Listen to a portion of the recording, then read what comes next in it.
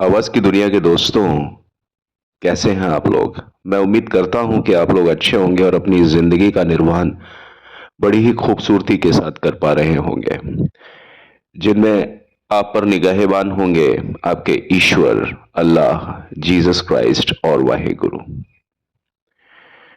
आज के अपने इस अध्याय में अपनी कल की बात को विस्तार देते हुए हम एक बार फिर से रेखा और विनोद मेहरा के संबंधों की बात करेंगे। रेखा का जो संबंध था विनोद मेहरा के साथ, रेखा उस पे किसी भी तरह की लाग लपेट नहीं किया करती थी। रेखा कभी डिप्लोमेटिक थी ही नहीं। जो व्यक्ति बहुत बाद में जाके थोड़ा सा हमको डिप्लोमेटिक नजर आता है, कई बार उसके पीछे कारण होते हैं कि आखिर वो इतना डिप्लोमेटिक नजर क्यों आता है। रेखा डिप्लोमेटिक आज भी नहीं है, लेकिन वो कुछ लोगों को नजर आती है। कुछ लोगों को वो मिस्टीरियस नजर आती हैं, कुछ लोगों को वो रहस्यवादी, रहस्यमयी नजर आती हैं। अलग अलग तरह के तकल्लुस रेखा के साथ जोड़े जाते हैं। लेकिन ये सारी चीजें जो कयास होते हैं, इसके पीछे कारण क्या होते हैं? अगर ये परिणाम है तो इसका कुछ ना कुछ कारण तो होंगे। तो रेखा बहुत ज्यादा बेबाक हुआ करती थी अपनी बात पर। जो उनके दिलो दिमाग में चलता था वो सामने बोल देती थी, और इसमें वो किसी तरह का कोई गुरेज नहीं रखती थी। कोई बात उनको खराब होती लगती थी तो वो सामने बोलती थी। कोई बात जो उन्हें अच्छी लगती थी वो सामने बोलती थी। कोई बात जो उनके दिल और मन की बात थी वो सामने बोल देती थी। ये तो एक अच्छे इंसान की क्वालिटी होनी चाहिए ना। लेकिन कई बार परिस्थितियों के हिसाब से इंसान की एक ही क्वालिटी होती है इस तरह की, मान लीजिए, लेकिन परिस्थितियों के हिसाब से या तो उसको मतलब एक खलनायिका बना दिया जाता है या उसको नायिका बना दिया जाता है। तो जैसा कि मैंने कहा कि रेखा ने जब भी कभी कोई साक्षात्कार दिया, पहले कोई फिल्म, और ये तो सारी मतलब फिल्मों का जमाना था, लेकिन टेलीविजन उतना ज्यादा मतलब विकसित नहीं था उसका रूप। तो ज्यादातर जो चीजें आती थी वो प्रिंट मीडिया के थ्रू आती थी, मैगजीन में या आर्टिकल्स में। तो रेखा का कोई भी बयान ऐसा नहीं लगेगा आपको, अगर आप पुराने उनके कोई भी बयान या कोई भी आर्टिकल पढ़ें किसी भी मैगजीन का, 1973, 74, 75, 76, वो टाइम जो हुआ था जब रेखा अपने अ, अभिनय के शीर्ष पर थी, उस समय उनके जितने भी वक्तव्य या बयान आते थे बहुत ज्यादा क्लियर आते थे। वो किसी भी बात को छुपाने में यकीन रही नहीं रखती थी, और ना ही वो किसी तरह से शब्दों से हेरफेर करती थी। तो जैसे कि उन्होंने बताया कि एक किस्सा था कि जन्मदिन की बात हम लोग कर रहे थे कि वो 1972 के समय में विनोद मेहरा साहब का जब जन्मदिन हो आया, तो रेखा उनसे मिली। विनोद मेहरा ने उनको चूमा, और वो सारी चीजें भी वो बता दिया करती थी कि ब्रेकफास्ट उनके ज्यादातर विनोद मेहरा के साथ में ही होते थे। यानी एक कोई ऐसा रिश्ता जो आपके शुरुआत, मतलब दिन की शुरुआत से, अगर आपके साथ में कोई व्यक्ति हो, जिस व्यक्ति के साथ आप अपने दिन की शुरुआत करेंगे, वो व्यक्ति आपके लिए कितना ज्यादा प्रिय होगा। तो रेखा के लिए उतना ज्यादा इंपॉर्टेंट थे विनोद मेहरा साहब। और मैं आपको सच कहूं कि रेखा और विनोद मेहरा की जो केमिस्ट्री थी, वो अगर रही होती तो शायद रेखा की वो जिंदगी उस तरह से नहीं होती जैसा कि आज हम रेखा को महसूस करते हैं। उनके बारे में लोग कयास लगाते हैं। मैं भी आपसे यही कहता हूं कि मैं अपनी तरफ से सिर्फ बातों को थोड़ा सा मैं उस अंदाज में पेश करता हूं ताकि वो सुनने में अच्छा लगे। बाकी मैं अपनी तरफ से ऐसी कोई चीज नहीं बोलता जो कि कभी नहीं हुई थी और मैं उन चीजों को बोल रहा हूं। मैं समझता हूं कि इंसान की जो जिंदगी होती है, वो तो बहुत बड़ी सेलिब्रिटी हैं रेखा। अगर मैं किसी मजदूर की बात करूंगा जिसको सांसारिक दुनिया में बहुत छोटी हैसियत से लिया जाता है, मजदूर हुए, कोई कारीगर हुआ, कोई कैसा भी व्यक्ति हो, हमें कोई हक नहीं बनता कि हम किसी व्यक्ति की जिंदगी के बारे में कुछ उसको बदनामी का रूप दें। तो जिंदगी की जो घटनाओं के और उनके तथ्यों के साथ छेड़छाड़ करना मेरा मकसद नहीं है। मैं सिर्फ यहां पर उन बातों को ही बताता हूं जो कि मीडिया में आई थी, या जो भी कोई चीज छपी थी कभी, मैं उसके बारे में बात करता हूं। अपनी तरफ से मैं कोई भी आपको ऐसी बात नहीं कहता कि जो कभी हुई थी मैं उसको कहता हूं कि नहीं हुई, या कोई चीज नहीं हुई थी मैं कहता हूं कि वो चीज हुई थी।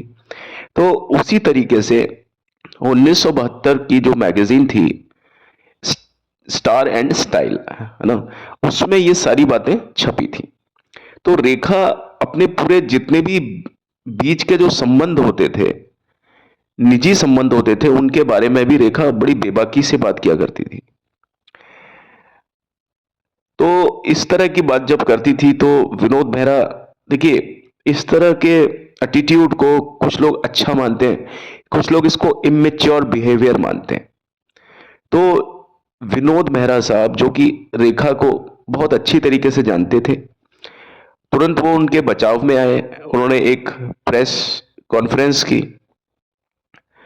उसके बाद में उन्होंने, मतलब जहां जहां पर भी जरूरत पड़ी उनको लगा, वहां वहां उन्होंने रेखा की बातों का बीच बचाव किया, जहां पर रेखा किसी भी तरह की कोई कंट्रोवर्सी में या इस तरह की बातों में फंस सकती थी। और शायद विनोद मेहरा को इस बात का भान था कि कमला मेहरा, जो कि विनोद मेहरा की मां थी, वो रेखा को इन्हीं सारी बातों की वजह से नापसंद करती थी। तो विनोद मेहरा चाहते थे कि मेरी जो मां है उनको खुश करने के लिए रेखा को इस तरह के बयान नहीं देने चाहिए। अगर वो देती हैं तो उस पर सफाई विनोद मेहरा इसलिए पेश करते थे सबके सामने। अब देखिए, विनोद मेहरा की मदर थी, यानी रेखा की जो मां कमला मेहरा, वो एक आम फिल्मी सास की तरह थी, जैसा कि मैंने आपको कल बता दिया था। वो यही चाहती थी कि उनकी जो बहू हो, चाहे कोई भी हो, वो बहुत विनम्र हो, पारंपरिक हो, सुसंस्कृत हो। लेकिन रेखा की जो इमेज थी, सिर्फ अपने बेबाक बयानों की वजह से और कुछ इस तरह के जो उनके फिल्मी दृश्य आते थे, पुराने जो फिल्में होती थी, जब रेखा ने शुरुआत की, जब रेखा के पास कोई ऑप्शन नहीं था, रेखा अकेली कमाने वाली थी अपने घर में 13 साल की उम्र से। पढ़ाई भी उनकी छूट गई थी। जैसे तैसे करके उन्होंने अपनी पढ़ाई पूरी की, फिल्में करते हुए। उनके सर पर पेट पालने का बोझ था। किसी की जिंदगी में अगर ये होता है कि भाई मुझे जिंदगी में बहुत ज्यादा प्रोग्रेस करनी है, मुझे बहुत ज्यादा डेवलपमेंट करना है अपना, ये जिंदगी का एक अतिरिक्त आपकी एक डिमांड हो सकती है, एक अतिरिक्त आपकी चाह हो सकती है। लेकिन जब एक इंसान जीने के लिए संघर्ष करने लगे कि अगर मैं घर में कमा के नहीं लाऊंगा तो मेरे घर के जो मेरे आश्रित हैं वो मर जाएंगे, वो बीमार पड़ जाएंगे, या कुछ ऐसी चीज होगी, तो वो मजबूरी, शायद पेट की मजबूरी सबसे बड़ी मजबूरी होती है। मैं जो बात कहना चाहता हूं, तो रेखा के लिए वो सारी चीजें हाशिए पर थी कि उन्हें कौन सी फिल्म करनी है, कौन सी नहीं करनी है। उनके लिए प्रायोरिटी या उनके लिए प्राथमिकता इस बात की थी कि उन्हें घर में पैसा कमा करके लाना था, और वो भी निरंतरता से, रेगुलरिटी से। आप हर महीने आप कमाई करते हैं तभी आपका खर्चा चलता है। रेखा अगर किसी फिल्म के लिए मना कर सकती थी तो जरूर कर सकती थी, लेकिन इससे होता क्या कि उन्हें रेगुलरिटी में, नियमित रूप से, निरंतरता से पैसे नहीं मिल सकते थे। और अगर वो इस तरह से फिल्मों को रिजेक्ट करने लग जाती, उनकी कहानियों को पढ़ करके या ऐसी चीजें देख करके कि भाई जहां पर कहीं पर उनके साथ में फिल्म में बोल्ड सीन करवाए जा रहे हैं, तो सिर्फ बोल्डनेस को देख करके रेखा अगर उन सारी फिल्मों को मना कर देती तो उनकी वर्तमान की फिल्में तो उनके हाथ से चली जाती, लेकिन भविष्य में जो निर्माता निर्देशक उनके पास आने वाले थे वो भी उनके पास नहीं आते। और रेखा क्योंकि बदनाम तो हो चुकी थी, क्योंकि उन्होंने बी और सी ग्रेड की फिल्में भी साइन कर ली थी, क्योंकि उनके लिए, मैंने जैसा कि आपको बताया, उनके लिए सर्वाइवल इस चीज का था कि उन्हें पेट पालना था अपने परिवार का। उन्हें कोई ख्वाहिशें पूरी नहीं करनी थी, उन्हें मजबूरी पूरी करनी थी, आदतें नहीं पूरी करनी थी, ना शौक पूरे करने थे। जहां पर आवश्यकताएं और मजबूरियों की बात आती है ना, वहां पर इंसान सिर्फ पेट की बात करता है। और जहां इंसान की जिंदगी में शौक की बात आती है और आदतों की बात आती है, वहां पर इंसान अपने इंद्रियों के सुखों की बात करता है या दिल के सुखों की बात करता है। तो रेखा के लिए वो सारी चीजें बेमानी थी। लेकिन यही चीजें कमला मेहरा को पसंद नहीं थी। यानी रेखा का जो भी कोई इतिहास बन चुका था, इस तरह से फिल्मी पत्रिकाओं में उनके बारे में सारी चीजें आती थी। और जैसा कि मैंने कल भी आपको बताया था कि उस समय की जो पत्रिकाएं हुआ करती थी वो गॉसिप के भरोसे चलती थी, और वो पत्रिकाएं आज भी भरोसे सिर्फ गॉसिप के ही चलती हैं, क्योंकि रोज रोज अच्छी और सही खबरें लाना असंभव होता है। रोज सच्ची खबरें लाना असंभव होता है, लेकिन बतंगड़ और गपशप आप रोज बना सकते हो। आप एक ही घटना से हजार तरह की बकवास, हजार तरह की गपशप वाली खबरें बना सकते हो। तो ये मीडिया का चलन उस समय था, आज से 50 साल पहले, तो आज की तारीख में तो बहुत ज्यादा है। हमें बताने की जरूरत नहीं है कि मीडिया का क्या प्रभाव रहता है एक इंसान के मन को पलटने के लिए। तो वो सारी चीज थी कि भाई कमला मेहरा के दिमाग में भी रेखा की जो इमेज थी ना, वो स्क्रीन इमेज थी, वो उनकी एक मैगजीन इमेज थी। असल जिंदगी में रेखा का क्या चरित्र है, रेखा की क्या सोच है, कमला मेहरा कभी उस तक नहीं पहुंच सकती थी, ना वो पहुंच पाई, ना उनकी इच्छा थी उस सोच तक पहुंचने की। लेकिन विनोद मेहरा इस चीज को अच्छी तरीके से समझते थे कि रेखा जो बोलती हैं वो एक साफ दिल साफ मन से बोलती। और रेखा अक्सर बयान देती थी, बहुत ज्यादा बोल्ड बयान देती थी शादी के बारे में।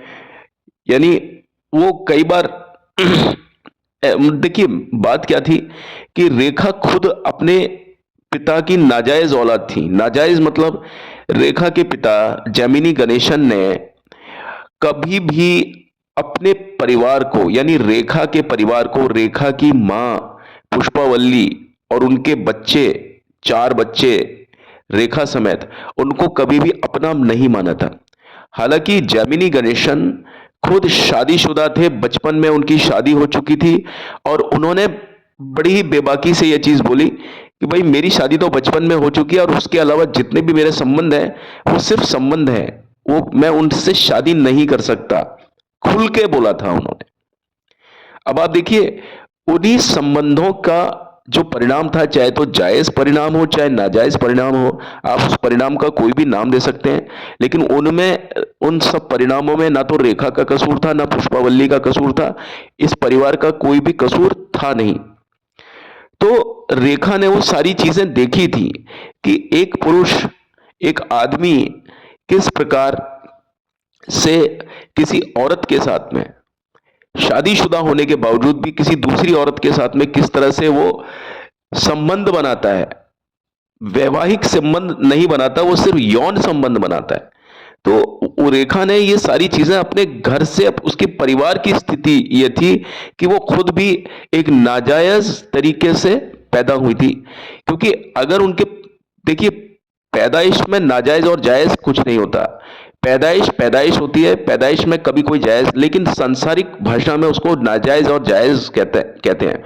अगर देखिए जो सच था वो सच था। अगर जैमिनी गणेशन ने अगर इस रिश्ते को, पुष्पावल्ली को अपनी पत्नी मान लिया होता तो ये रिश्ता जायज होता, और अगर उन्होंने पत्नी नहीं माना तो ये रिश्ता नाजायज है। सिर्फ किसी के कहने या ना कहने से कोई रिश्ता क्या जायज और नाजायज हो सकता है? सच्चाई तो वही थी कि जो सच्चाई थी।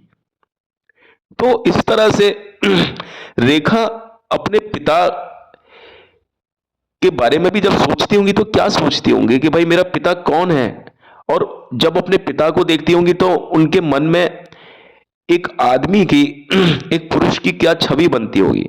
तो वो ज्यादातर जो पुरुष थे उनको ढोंगी समझती थी कि भाई ये पुरुष होते हैं ना, ये बोलते क्या है और करते क्या है। तो अधिकांश जो पुरुष होते थे या आदमी होते हैं वो क्या बोलते हैं, वो अपनी सफाई देते हैं। वो ये कहते हैं भाई विवाह से पहले हमने कभी किसी के साथ में कोई यौन संबंध नहीं बनाया, हमने कभी किसी से विवाह पूर्व कोई सेक्स संबंध स्थापित नहीं किया। तो रेखा इस चीज पर बड़ी बेबाकी से बोलती थी। वो कहती थी कि विवाह से पहले सेक्स संबंध बनाना बहुत स्वाभाविक है, ज्यादातर आदमी ऐसा करते हैं। अगर औरतों पर यह इल्जाम दिया जाता है तो हर औरत को खराब करने में एक आदमी का बराबर का हिस्सा होता है, योगदान होता है, और इसमें सिर्फ औरत को ही बदनाम नहीं किया जाना चाहिए। और वो सभी दुष्ट, यानी वो सभी आदमियों से उन्होंने दुष्ट कहा जो कहते हैं कि वो अकेली महिला को केवल अपनी सुहागरात पर ही मतलब यूज करते हैं, मतलब कहने का तो उनसे उनके साथ में शारीरिक संबंध बनाते हैं। ये गलत बात है, ये वो झूठ बोलते हैं।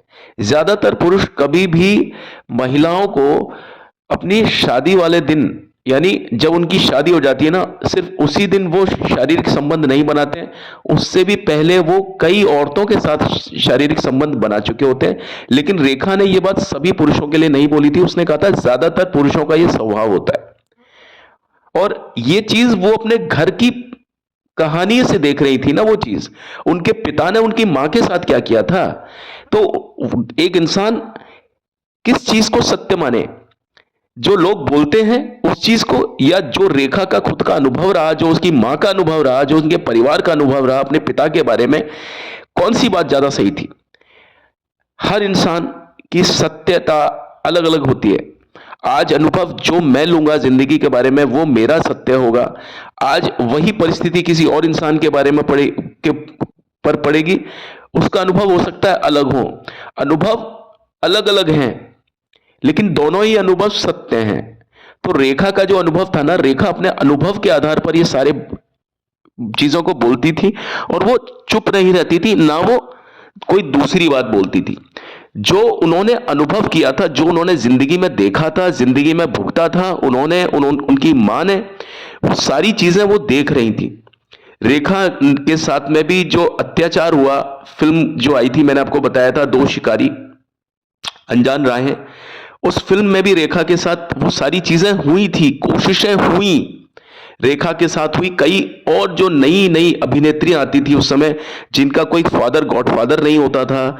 आज की तारीख में भी ये सब चीजें होती हैं कि ज्यादातर इस तरह के शोषण, इस तरह के अत्याचार उन लोगों पर होते हैं या तो जिनका कोई फादर गॉडफादर नहीं होता, कोई भी उनका रहनुमा नहीं होता, या किसी ने उनको त्याग दिया होता है। तो लोग बाग इन सब चीजों का फायदा उठाते हैं, अपनी तरफ से उनको उकसाते हैं। लेडीज को, लड़कियों को उकसाया जाता है। जो शातिर लोग होते हैं वो उकसाते हैं, और जो थोड़े से जिनमें अकल कम होती है वो आक्रमण कर देते हैं लड़कियों पर या महिलाओं पर। लेकिन जो बहुत ज्यादा शातिर होते हैं वो उकसाते हैं, वो इस तरह की परिस्थितियां गढ़ते हैं, इस तरह की परिस्थितियां बनाते हैं कि लड़की खुद उनके पास आ जाती है। अब उसमें वो किस तरह का प्रलोभन देते हैं, क्या चीजें करते हैं, ताकि कल को अगर वो फंसे तो वो साफ तौर पर ये कह सकें कि भाई मैं नहीं आया था, मेरे पीछे तो ये लड़की आई थी। आपने फिल्म इंसाफ का तराजू देखी होगी, राज बब्बर साहब भी इसी तरीके से अपनी बात को कह करके बचते हैं। और अधिकांश तौर पर जितने भी ये केसेस होते हैं, रेप केसेस होते हैं या 376 वाले केसेस होते हैं, इनमें जो व्यक्ति होते हैं, जो एक्यूज होते हैं, वो अपनी इन्हीं बातों को कह करके बचते हैं। वो उल्टा इस बात को प्रूव कर देते हैं कि सामने वाला व्यक्ति था, जो फीमेल पार्टनर थी, वो ज्यादा इंटरेस्टेड थी मेरे साथ में, है ना। वो इस चीज को प्रूव कर देते हैं, उनका वकील इस बात को प्रूव कर देता है। इसीलिए इस तरह के केसेस में को मतलब क्या कहना चाहिए, प्रूफ करना बड़ा टफ होता है, क्योंकि ऐसी जगह पर कोई विटनेस नहीं होता है। जो सबूत और जो सारी चीजें चलती हैं वो साक्ष्य, एविडेंसेस, गवाहियों पर, एग्जिबिट्स पर चलती हैं। लेकिन इस तरह के केसेस में, क्योंकि ये बड़े निजी केसेस होते हैं, प्राइवेट लाइफ में कोई भी इंसान तीसरे व्यक्ति का इन्वॉल्वमेंट नहीं चाहता। तो वो सारी चीजें होती थी। तो रेखा, मैं आपको इन सारी बातें इसलिए बता रहा हूं ताकि आप इस बातों को समझ पाए। हम भी कानून से जुड़े हुए व्यक्ति हैं, तो हम अगर किसी बात को बोलते हैं उसके पीछे हमारा मतलब आशय ये नहीं होता कि हम किसी चीज में मजे लें या हम किसी चीज को बहुत ज्यादा, जिसको बोलते हैं ना कि क्रिस्पी बनाए, आपके सामने कुछ इस तरह की सेंसेशनल बनाए, नहीं। लेकिन जो चीज होती है उसके पीछे कोई ना कोई आधार होता है, कोई ना कोई कारण होता है उसके पीछे, हमें उन कारणों तक पहुंचना चाहिए। तो रेखा के बारे में मैंने आपको ये सारी चीजें बताई। अब रेखा की ये सबसे बड़ी अयोग्यता थी, अभी मैं अयोग्यता अगर आपको बोलूं कि सांसारिक दुनिया में तो ये अयोग्यता है कि वो खुद एक ऐसे रिश्ते से पैदा हुई थी जिसे समाज में कोई भी स्वीकार्यता नहीं थी। तो अब कमला मेहरा को ये बात भी मालूम थी कि भाई ये जो है रेखा, इसकी परवरिश का, इसकी पैदाइश के ऊपर भी एक प्रश्न चिन्ह है। तो कमला मेहरा ने ठान लिया था, यानी विनोद मेहरा की मदर ने, कमला मेहरा ने ठान लिया था कि मेरा बेटा विनोद मेहरा किसी भी हालत में रेखा यानी इस महिला से तो शादी नहीं करेगा, नहीं करेगा और नहीं करेगा। विनोद मेहरा के कहने पर रेखा ने उनकी मां से हर तरह की कोशिश की कि किसी ना किसी तरीके से उनका मन परिवर्तन करें, सौहार्दपूर्ण रहने की कोशिश करी उन्होंने। जैसी चीज, जैसी छवि कमला मेहरा अपनी मतलब अपनी बहू में चाहती थी, अपनी पुत्र वधू में चाहती थी, वैसा कोशिशें रेखा ने, उस तरह की कोशिशें की। विनोद मेहरा ने बताया होगा उनको, कहा होगा कि भाई मेरी माँ को इस तरह की लड़की पसंद है, ऐसी ऐसी चीजें मेरी माँ पसंद करती हैं। तो रेखा ने कोशिशें की, और ना सिर्फ कोशिशें की बल्कि उन्होंने कुछ काम ऐसे भी किए ताकि वो अपना इमेज को वो कमला मेहरा की नजरों में बिल्कुल अच्छे तरीके से कर पाए, ताकि वो विनोद मेहरा के साथ में एक अच्छी जिंदगी, एक वैवाहिक जिंदगी जी सके। रेखा को भी एक अंजाम तक पहुंचना था, एक वैवाहिक अंजाम तक पहुंचना था। आज की तारीख में भी बहुत सारे ऐसे लड़के लड़कियां होते हैं जो कि इस तरह की बातें करते हैं। अगर एक आदमी इस तरह की बातें करता है तो उस पर कोई भी आक्षेप नहीं है, लेकिन कोई लड़की या कोई औरत इस तरह की बात करती है, उस पर आक्षेप क्यों लगता है? तो यही है कि बहू में हम सारी चीजें देखते हैं कि भाई 100% हो, उसमें सारे सर्वगुण संपन्न हो, उसके ये हो वो हो, सारी चीजें पूरी अच्छी तरीके से। तो वैसा ही कुछ कमला मेहरा के साथ में भी था। रेखा अपनी तरफ से बहुत ज्यादा कोशिशें करती थी। विनोद मेहरा की जो बहन थी शारदा, उनके साथ समय बिताने के लिए रेखा अक्सर निब्बाना जाती थी, मकान का नाम था घर का।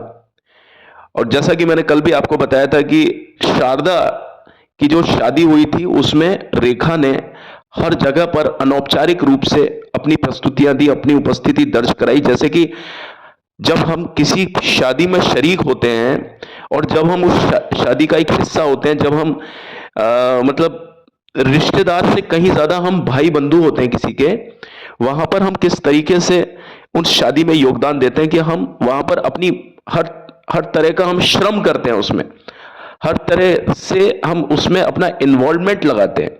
पैसे से लेकर के, उपस्थिति से लेकर के, सारे अरेंजमेंट होते हैं। शादी में कितने तरह के अरेंजमेंट होते हैं, अलग अलग तरह के चीजें। कुछ जो प्रॉब्लम्स अचानक से आपके सामने आती हैं, तो रेखा हर उस तरह की दिक्कतों में, हर उस तरह के प्रयास में, हर उस तरह के मैनेजमेंट में, व्यवस्था में, रेखा हर जगह पर मतलब इस परिवार के साथ में थी। और रेखा ने जब भी कभी किसी को ज्वाइन किया, किसी के साथ रही, तो वो परिवार बनकर के ही रही।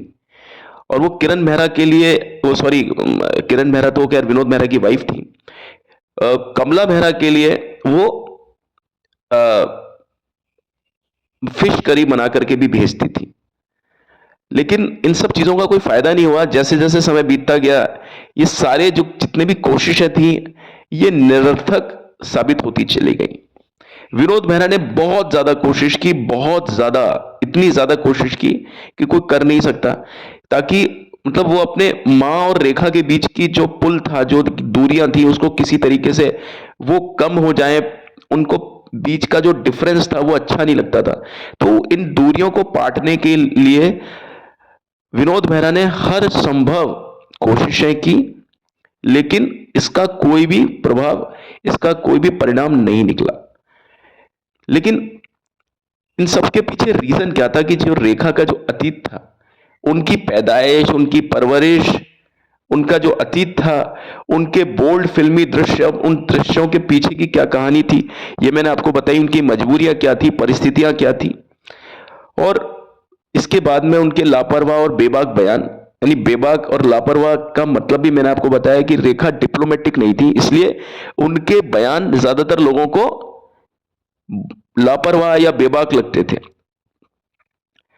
अब विनोद मेहरा भी चाहते थे कि रेखा चेंज हो जाए। रेखा के अंदर बेचारे ने कोशिश भी करी कि खूब सारा, मतलब कि जो भी हो सकता था, एक सामान्य तौर पर चीजों को कैसे सुलझाया जा सकता था, वो सब चीजें, जो जो चीजें विवाद का कारण बन सकती थी, विनोद मेहरा ने बहुत ज्यादा आत्ममंथन किया और फिर बताया। कोशिशें हुई, हर तरफ से कोशिशें, मतलब विनोद मेहरा और रेखा की तरफ से भी बहुत सारी कोशिशें हुई, लेकिन साहब नियति के आगे कहीं कुछ किसी का कभी नहीं चलता।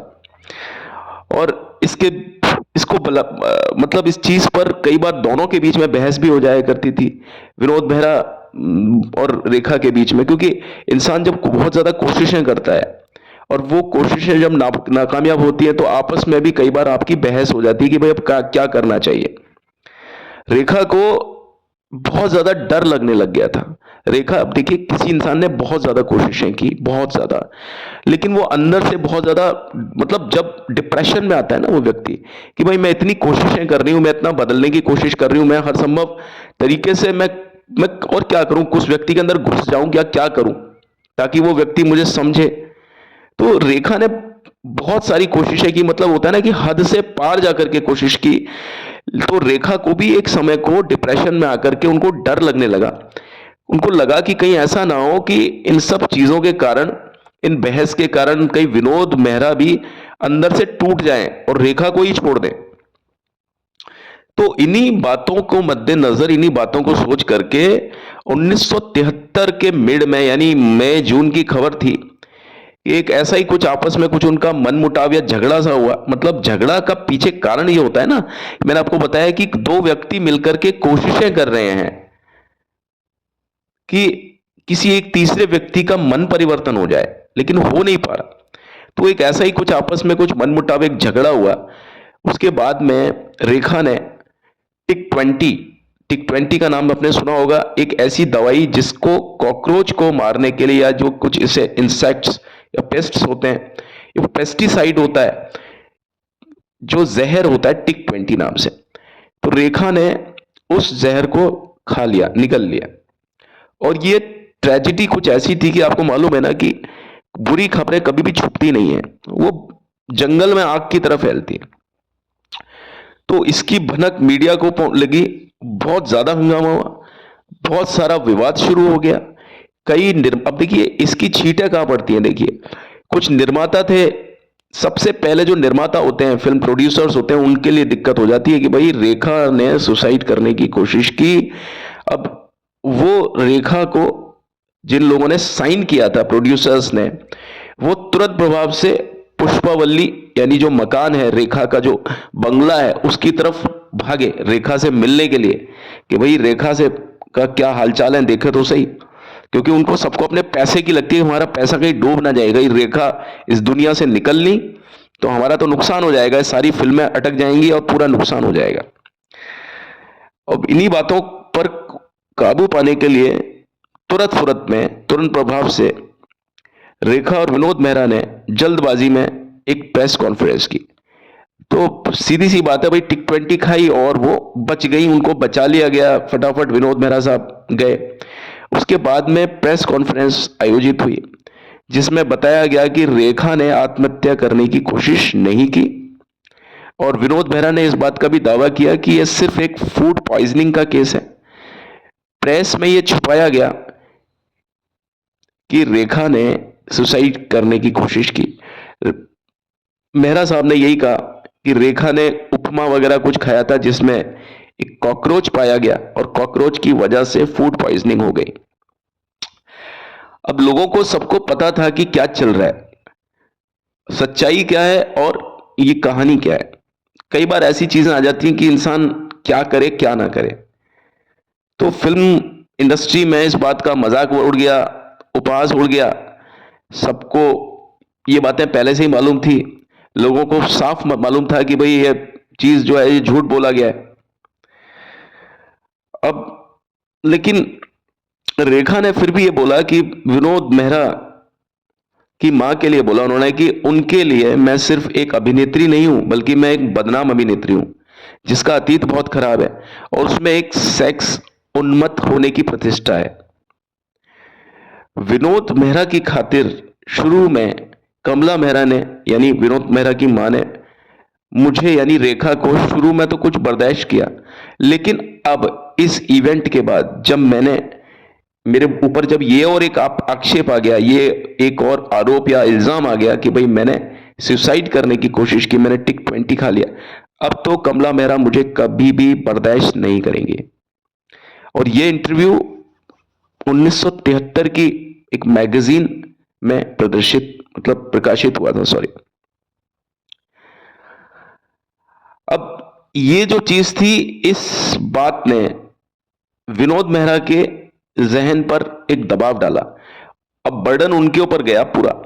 उनको यह लगा कि अब अगर मैं रेखा से शादी नहीं करता हूं तो कहीं ऐसा ना हो कि रेखा फिर से कहीं आत्महत्या करने का प्रयास हो सकता है कर ले।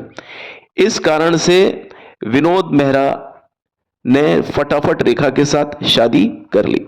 और उससे पहले शायद ये चीज चल रही थी कि पहले विनोद मेहरा इस बात के लिए बोल रहे होंगे कि मैं अपनी मां को मनाऊंगा, मैं उनकी स्वीकारोक्ति के अलावा कहीं नहीं जा सकता, यानी जब तक मेरी मां इस रिश्ते के लिए तैयार नहीं होंगी मैं रेखा से यानी मैं तुमसे शादी नहीं कर सकता।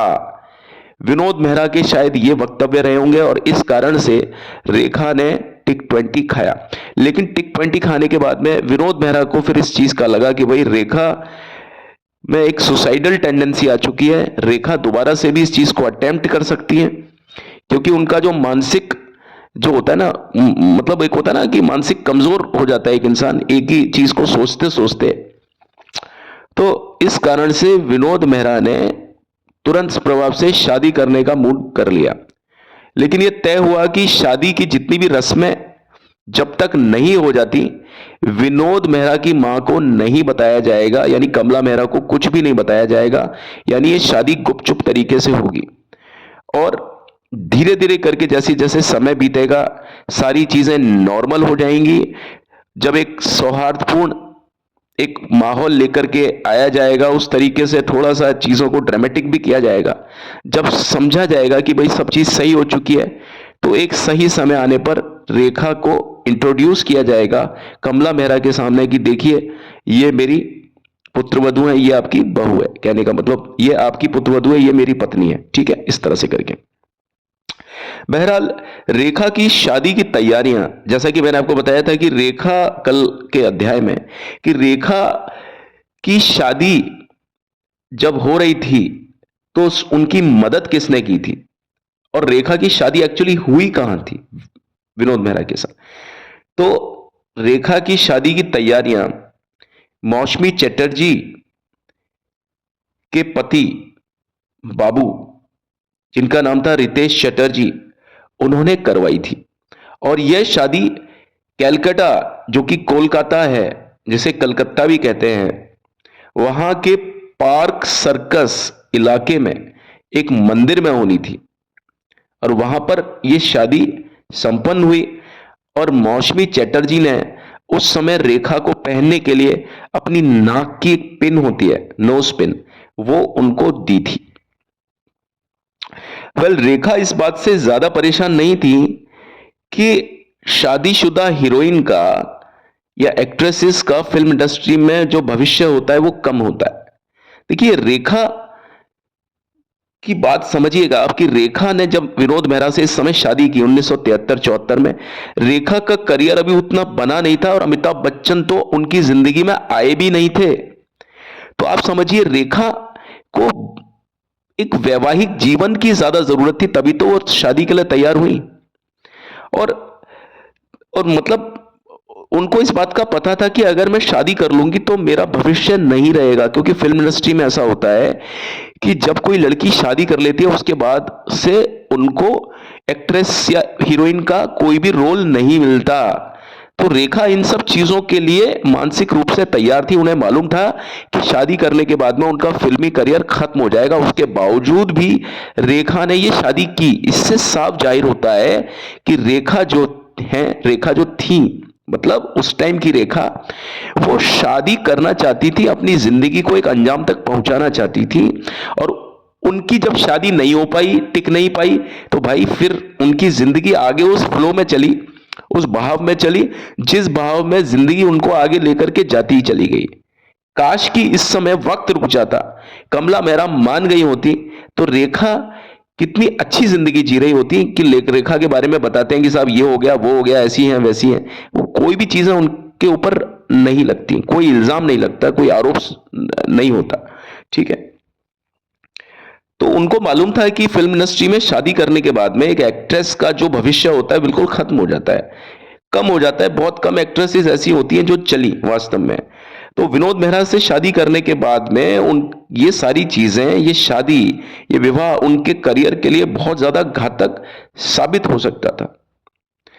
और वो शादी करने में एक सम्मानजनक रिश्ते को चाहती थी, तो उन्होंने सम्मानजनक रिश्ते को चुना बजाय अपने फिल्मी करियर के। और ये चीज उन्होंने शादी करके साबित की।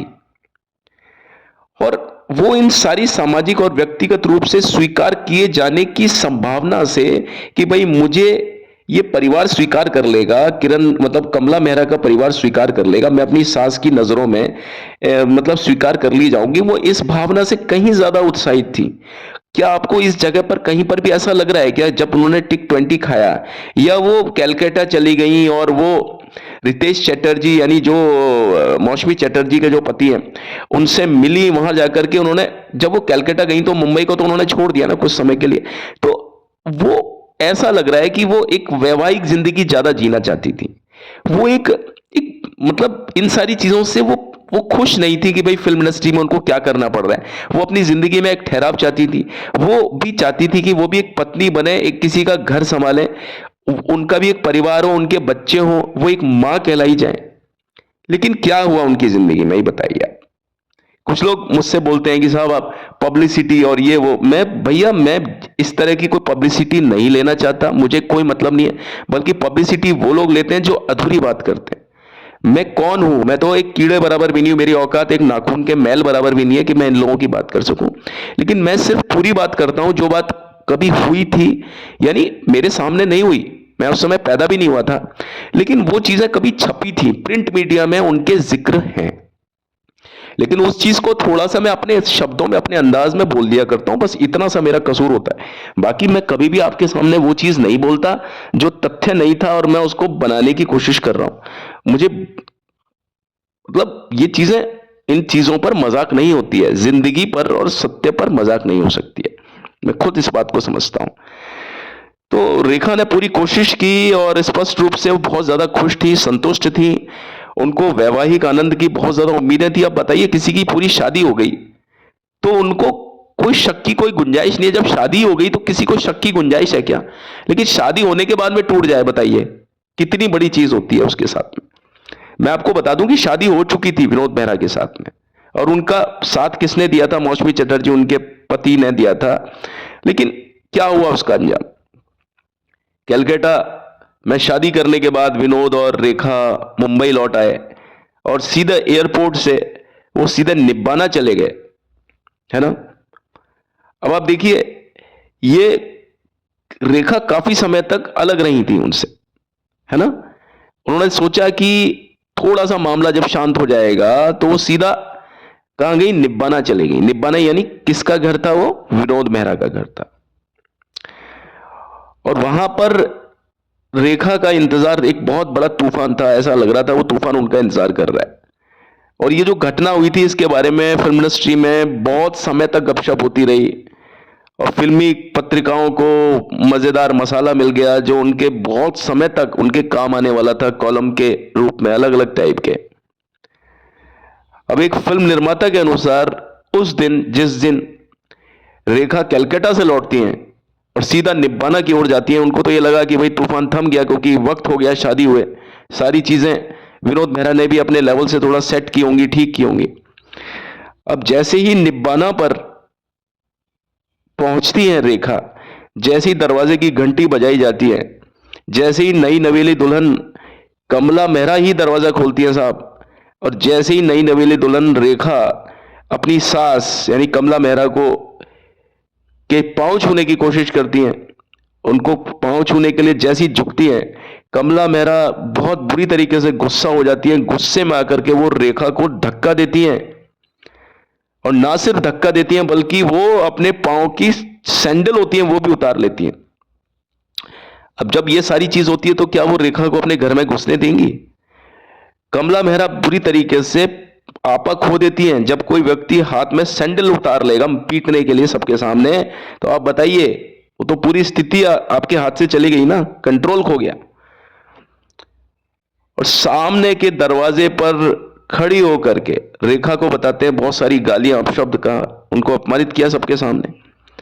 विनोद मेहरा ने बेचारे क्या करता है, एक पति की कई बार वो स्थिति होती है, क्या करूं क्या ना करूं, दो पाटों के बीच पिसता पुरुष, वो चीज आपने पढ़ी होगी ना, तो जो चक्की होती है ना उसके बीच में फंसे वो बेचारे विनोद मेहरा ने, उन्होंने, और वो वैसे भी बड़े शरीफ इंसान रहे हैं। आप उनकी शक्ल देखिए, आप उनकी इमेज देखिए फिल्मों में, वो जैसे दिखे हैं ना वो वैसे ही थे। उन्होंने बीच बचाव करने की भरसक कोशिश की, लेकिन कमला बहुत ज्यादा गुस्से में थी, इतनी ज्यादा गुस्से में, जैसा कि मैंने बताया कि उन्होंने अपने पांव की चप्पल या सैंडल थी वो उतार ली और रेखा की लगभग पिटाई शुरू कर दी, पीटना शुरू कर दिया उन्होंने। वो तो बीच में अगर विनोद मेहरा नहीं होते तो वो पता नहीं क्या कर देती है उसको। वो बेचारी रेखा क्या करे, खड़ी खड़ी स्तब्ध, शॉक्ड हो गया इंसान, बहुत ज्यादा भ्रमित हो गई। फ्लैट के चारों तरफ भीड़ जमा होने लग गई। अब इंसान क्या करे, शॉक्ड। रेखा को सब लोग जानते थे, बहुत ज्यादा स्तब्ध, आहत होकर के कांपती हुई रेखा लिफ्ट की तरफ भागी। खुश होकर के तो नहीं भागी होंगी ना, आंखों में आंसू होंगे, चिल्लाते हुए भागी होंगी, रोते हुए भागी होंगी। इसके बाद में विनोद मेहरा ने उनका पीछा किया, ये सोचा कि कहीं ऐसा ना हो कि रेखा कुछ कर लें दोबारा से, फिर सुसाइड कर लें। उन्होंने फिर से रेखा से कहा, किसी तरीके से मनाया, कहा कि जब तक मेरी मां कमला मेहरा शांत ना हो जाए, रेखा मुंबई में जो उनका खुद का घर है रेखा का, पुष्पावल्ली, वो वहीं रहे। अपनी आंखों में इन बातों को, सदमों को और चोट को लिए हुए रेखा इस बात पर भी तैयार हो गई। सोचिए, तो रेखा को घर बसाने की चाह थी, रेखा भी किसी अंजाम तक पहुंचना चाहती थी, रेखा भी किसी की पत्नी बनना चाहती थी साहब। लेकिन कमला मेहरा के जो शब्द थे, जो उन्होंने गालियां वाली अपशब्द कहे, वो उनके कानों में गूंज रहे होंगे। देखो, आज ना तो कमला मेहरा जिंदा है और ना विनोद मेहरा साहब भी चले गए 1993 में फिल्म गुरुदेव बनाने के तुरंत बाद में। कमला को अपने पास लाने की फिर कोशिश की गई, रेखा ने फिर कोशिशें की कि भाई किसी तरीके से कमला मेहरा मान जाए, और इस दौरान रेखा अपने घर पे ही, अपने पुष्पावल्ली में रहती थी। मां और पत्नी के बीच फंसा हुआ बेचारा विनोद मेहरा निर्णायक रूप से कुछ भी नहीं कर पा रहे थे। अब बताइए, इंसान अपनी फिल्में बनाए, अपने करियर पर ध्यान दे या अपनी पर्सनल लाइफ में ध्यान दे, डोमेस्टिक वायलेंस के ऊपर क्या करे? अधिकांश रूप से यही चीजें इंसान को मार देती हैं। घर में ये सास बहू के जो झगड़े होते हैं ना, कहीं पर सास बहुत खतरनाक होती है, कहीं बहू बहुत खतरनाक होती है। जहां ऐसा होता है ना, वहां आदमी पिस जाता है। या तो सास और बहू दोनों शांत रहें तो आदमी नहीं पिसता, या दोनों की दोनों तेज तर्रार हो, खतरनाक, तो इंसान नहीं पिसता। लेकिन जहां पर एक जना तेज हो और दूसरा जना एकदम शांत हो, वहां इंसान का मरना हो जाता है। शांत थी रेखा और तेज थी कमला मेहरा। देखिए, एक इंसान बेबाक रूप से इंटरव्यू देता है अपना मैगजीन में, कुछ भी बोलता है, इससे यह साबित नहीं हो जाता कि वो इंसान वास्तव में तेज है। जो रेखा ने कर्म किए इस जगह, जो मैं रेखा के कर्मों की बात बता रहा हूं कि रेखा ने क्या किया, क्या कहा, नहीं कहा तो उन्होंने बहुत कुछ, लेकिन इंसान बेबाक वही होता है जो दिल से साफ होता है और जो अच्छी सीरत का इंसान होता है। रेखा ने जो किया, वो क्या किया, अपनी सास को मनाने के लिए उन्होंने कोई भी कसर बाकी नहीं छोड़ी। ये मैं आपको इसलिए सिलसिलेवार तरीके से एक एक बात को इतनी गहराई से, इतनी शार्पनेस से इसीलिए बता रहा हूं मेरा यहां औचित्य अपने वीडियो को लंबा बनाना नहीं है या किसी तरह की कोई पब्लिसिटी या कोई सहानुभूति गेन करना नहीं है। आई श्योर ऑन गॉड मेरा ऐसा कोई पर्पस नहीं है। लेकिन मैं आपको यह बताना चाहता हूं कि रेखा के बारे में जो आक्षेप लगते हैं ना कि भाई ये था वो था, क्या यहां पर आपको रेखा का त्याग नजर नहीं आ रहा कि रेखा कितना सेक्रीफाइस कर रही है और रेखा कोशिश कर रही है हर तरीके से कि भाई किसी तरीके से कुछ हो जाए हो जाए हो जाए, लेकिन नहीं साहब कुछ नहीं हो रहा। कई महीने और बीत गए, कई महीने, और ये सारी जो चीजें थी ना ये शांत नहीं हो पाई, किसी भी तरीके से कुछ नहीं हो पाया इन सब चीजों का। बहुत सारी दिक्कतें हुई, बहुत ज्यादा। और आप देखिए इस समय जो रेखा की फिल्म आई ना 1972 में, रामपुर का लक्ष्मण, गुम है किसी के प्यार में दिल सुबह शाम, एक फिल्म आई थी कीमत, वो एक सस्पेंस थ्रिलर था, वो एक क्राइम थ्रिलर था। एक आई थी कहानी किस्मत की, भाइयों बहनों, वो था ना, राफ्ता राफ्ता मेरी आंख देखो लड़ी है, आंख जिससे लड़ी है वो पास मेरे खड़ी है।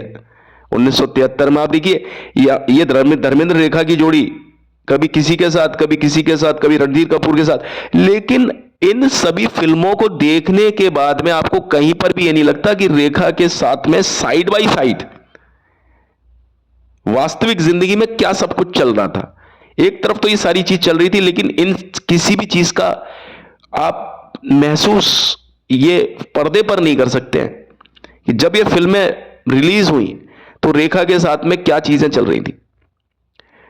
नमक हराम जब रिलीज हुई 1973 में, ये वो समय था कि जब रेखा के साथ में असल जिंदगी में क्या चल रहा था दूसरी तरफ। ये तो फिल्मी चीज थी, नमक हराम में रेखा ने को अपने मौज मस्ती के मूड में देखा होगा, कहानी किस्मत की में देखा होगा, रामपुर के लक्ष्मण में आपने थोड़ा रोमांटिक गर्ल के रूप में देखा होगा।